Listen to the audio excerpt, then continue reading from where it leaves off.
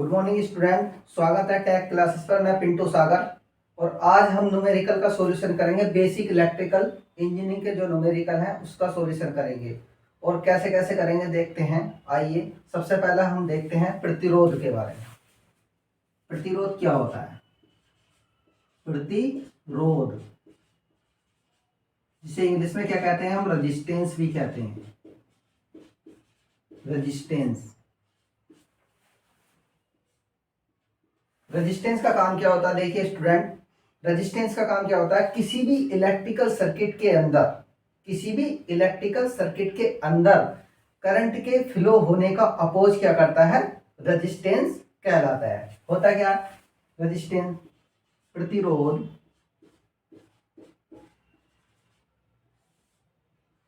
वह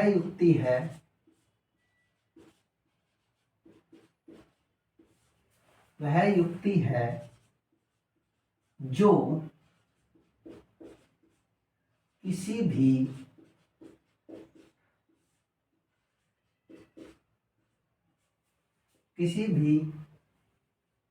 परिपथ में या इलेक्ट्रिकल सर्किट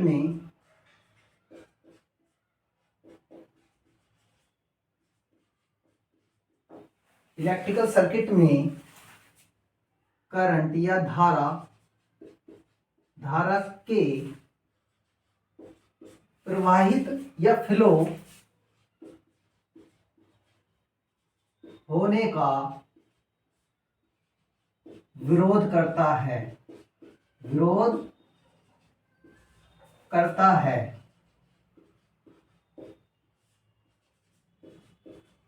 प्रतिरोध कहलाता है। कोई भी इलेक्ट्रिकल सर्किट है, यदि कोई भी इलेक्ट्रिकल सर्किट है उसके अंदर करंट के फ्लो होने का अपोज करेगा। जैसे फॉर एग्जांपल क्या कर सकते हैं हम?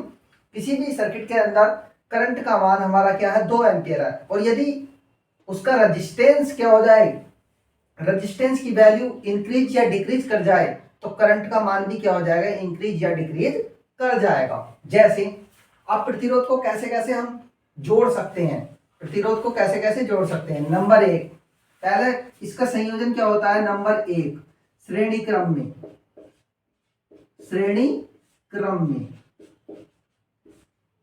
में प्रतिरोधों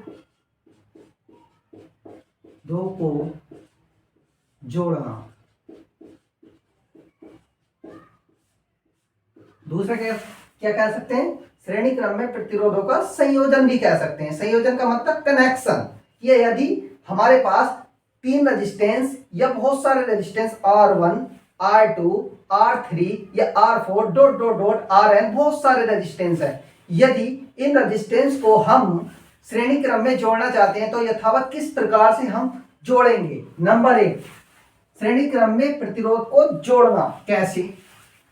जब श्रेणी क्रम में प्रतिरोध को जोड़ते हैं तो सबसे पहले हमारी करंट का मान क्या होता है? श्रेणी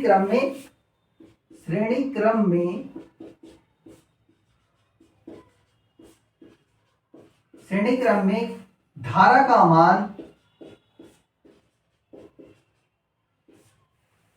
मान समान होता है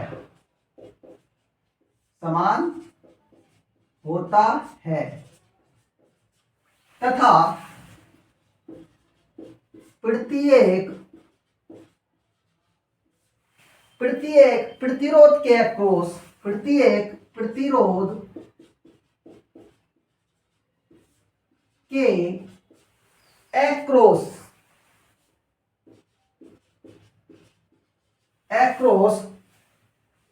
वोल्टेज का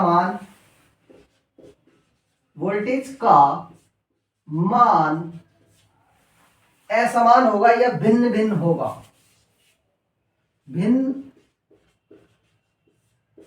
होगा।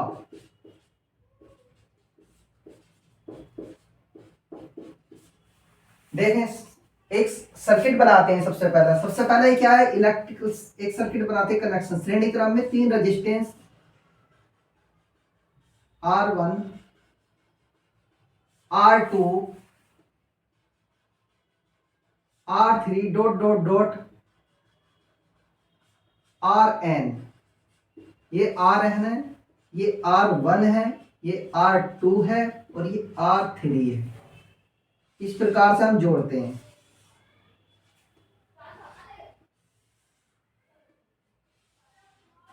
और ये प्लस है और ये माइनस है, ये कोई वोल्टेज सोर्स के द्वारा क्या है, रेजिस्टेंस हमारे श्रेणी क्रम में कनेक्ट है। और इसमें करंट का मान कितना, आई फ्लो हो रहा है। यदि आई करंट तीनों श्रेणी क्रम में है, यदि हम तीनों श्रेणी क्रम में अगर रेजिस्टेंस को जोड़ते हैं तो R1 में भी करंट आई जाएगी, R2 में भी हमारी आई जाएगी और R3 में भी हमारी आई करंट जाएगी और Rn में भी आई जाएगी। और आई क्या करेगी, फिर घूम करके यहाँ आएगी, सर्किट को फिर से दोबारा से पुनः पूरा करेगी। तो ये हो जाएगा हमारा R1 और R2 R3 और डॉट डॉट डॉट Rn क्या हो जाएंगे, ये श्रेणी क्रम में कनेक्ट कर दिए गए हैं। तो पहला रेजिस्टेंस क्या ये है, तो इसके अक्रॉस वोल्टेज क्या होगी, हमारी V1 होगी। मैंने बताया देखो, प्रत्येक प्रतिरोध के अक्रॉस वोल्टेज का मान क्या होगा, अलग अलग होगा, भिन्न भिन्न होगा। और यहां से यहां तक क्या होगा, V2 ये, और यहां से यहां तक क्या होगा हमारा V3। इसी प्रकार यहां से यहां तक क्या हो जाएगा, हमारा Vn हो जाएगा। ऐसी इसी प्रकार से बहुत सारे रेजिस्टेंस हम क्या कर सकते हैं, श्रेणी क्रम में जोड़ सकते हैं। तो सबसे पहले देखो V बराबर क्या है हमारा, V हमारा टोटल अप्लाई वोल्टेज है, कितना है V टोटल अप्लाई वोल्टेज। और अप्लाई वोल्टेज होने के बाद इनके अक्रॉस में जो वोल्टेज है V1 V2 V3 और Vn है। तो V बराबर क्या हो जाएगा, टोटल वोल्टेज अगर देखते हैं V बराबर V1 प्लस V2 और प्लस V3 और plus dot dot dot plus Vn। इसी प्रकार से क्या हो जाएगा, Vn हो जाएगा। अब V बराबर क्या है, अब देखो हमारे पास हमें पता, चूंकि V बराबर क्या होता है, IR होता है। इसी प्रकार V1 बराबर क्या हो जाएगा, क्योंकि करंट का मान क्या है, समान है, तो I और R1। इसी प्रकार V2 का मान क्या हो जाएगा हमारा, V2 का मान क्या हो जाएगा, IR2। इसी प्रकार V3 का मान क्या हो जाएगा हमारे पास, IR3 और डॉट डॉट डॉट। इसी प्रकार Vn का मान क्या हो जाएगा, IRn। बस कुछ नहीं करना, इसमें वैल्यू पुट करनी है। V बराबर क्या हो जाएगा हमारा IR और V1 बराबर IR1 plus IR2 plus IR3 और plus dot dot plus Vn की जगह क्या हो जाएगा हमारा IRn, ये हो जाएगा।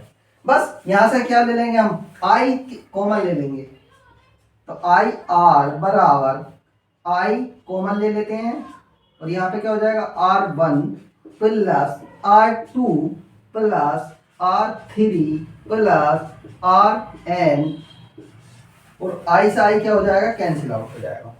ठीक है, जब I से I कैंसिल आउट हो जाएगा तो हमारे पास क्या बचेगा, R बराबर R1 plus R2 plus R3 plus dot dot Rn, ये आ जाएगा हमारा।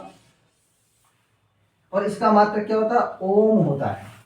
तो R बराबर R1 plus R2 plus R3, इसका मतलब क्या दर्शा रहा है, टोटल इक्विवेलेंट रेजिस्टेंस RT। इसका मतलब है कि हमने तीन रेजिस्टेंस को अगर जोड़ा है, सीरीज में कनेक्ट किया है, तो हमारा टोटल इक्विवेलेंट रेजिस्टेंस कितना आएगा, R1 plus R2 plus R3 plus dot dot dot Rn आएगा। तो जब हम श्रेणी क्रम में रेजिस्टेंस को जोड़ते हैं तो जो इक्विवेलेंट रेजिस्टेंस होता है, टोटल इक्विवेलेंट रेजिस्टेंस, उसका मान क्या होता है, बढ़ जाता है। जब बढ़ गया तो सीधी सी बात है क्या हो जाएगा हमारा, बढ़ ही गया। तो अब क्या करेंगे, देखो फॉर एग्जांपल, एक एग्जांपल ले लेते हैं। जैसे एग्जांपल ले लो, क्वेश्चन ले लेते हैं इसका न्यूमेरिकल करने का। अब हमें न्यूमेरिकल करने के लिए कोई जरूरत नहीं है इसे पूरे को सिद्ध करना। हमें क्या देगा, ये R1 R2 और R3 और डॉट डॉट इसकी वैल्यू देगा। तो ऐसी यदि हम किसी भी सर्किट के अंदर क्या ले रहे हैं, एक रेजिस्टेंस ये कनेक्ट किया है और एक ये है और एक हमने ये कनेक्ट किया है, डॉट डॉट डॉट Rn, ये हो जाएगा हमारा Rn, ये R1 हो जाएगा और ये R2 हो जाएगा और ये R3 हो जाएगा किसी भी इलेक्ट्रिकल सर्किट के अंदर, ये जोड़े गए हैं इस प्रकार। और हमसे क्या पूछेगा,